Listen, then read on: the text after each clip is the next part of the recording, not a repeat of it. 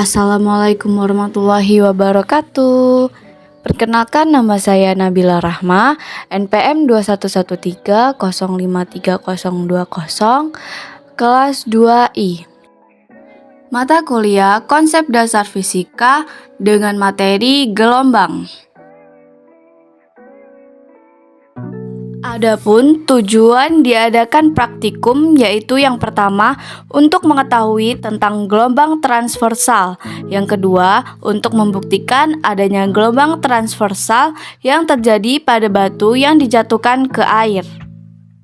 Alat dan bahan yang digunakan yaitu yang pertama wadah, yang kedua batu, yang ketiga air.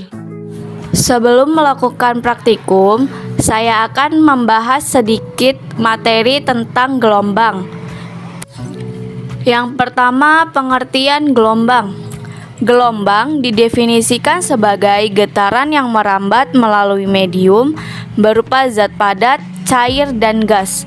Gelombang adalah getaran yang merambat. Yang kedua, sifat gelombang. Pertama, ada dispersi gelombang, yaitu perubahan bentuk gelombang ketika merambat. Yang kedua, pemantulan gelombang, ketika gelombang menolak penghalang. Yang ketiga, pembiasan gelombang, gelombang yang melewati dua medium yang berbeda. Yang keempat, interferensi gelombang, yaitu penggabungan gelombang terjadi ketika dua gelombang koheren bertemu.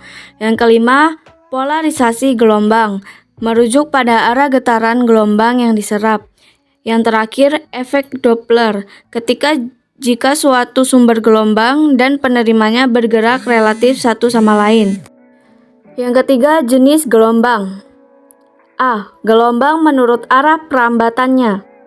Yang pertama, gelombang longitudinal, yaitu gelombang dengan arah gangguan sejajar dengan arah penjalarannya.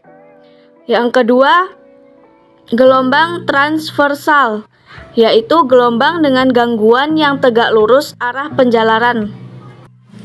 B. Gelombang menurut kebutuhan medium dalam perambatannya. Yang pertama, gelombang mekanik, gelombang yang memerlukan medium tempat merambat. Yang kedua, gelombang elektromagnetik, yaitu gelombang yang energi dan momentumnya dibawa oleh medan listrik dan medan magnet yang dapat menjalar melalui vakum. C. Berdasarkan amplitudonya. Yang pertama, gelombang berjalan, yaitu gelombang yang memiliki amplitudo tetap. Yang kedua, gelombang stasioner, perpaduan antara gelombang datang dan gelombang pantul yang amplitudo dan frekuensinya sama tetapi arah rambatnya berlawanan. Di sini saya akan melakukan praktikum gelombang transversal terhadap batu yang dijatuhkan ke air.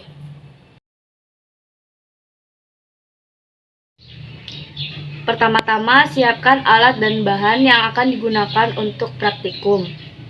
Kemudian, tuang air ke dalam wadah.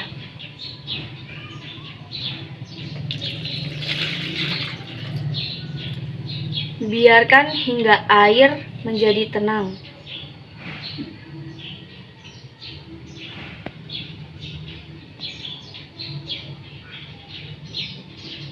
Setelah dirasa tenang, kemudian ambil batu kerikil yang sudah disediakan dan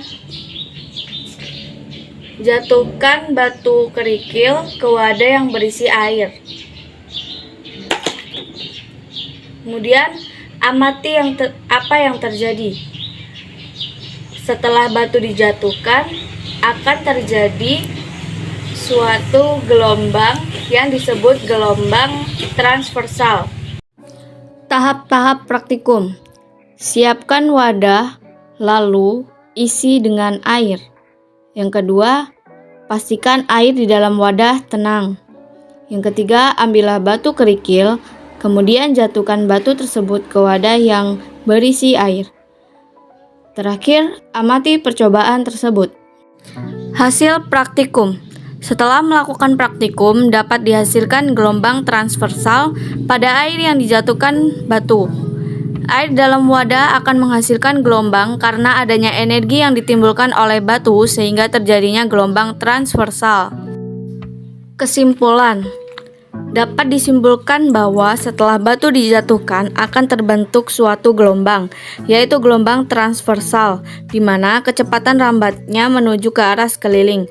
Percobaan ini dapat terjadi karena adanya energi yang ditimbulkan oleh batu, sehingga merambat dan menghasilkan gelombang pada permukaan air yang berbentuk lingkaran-lingkaran kecil.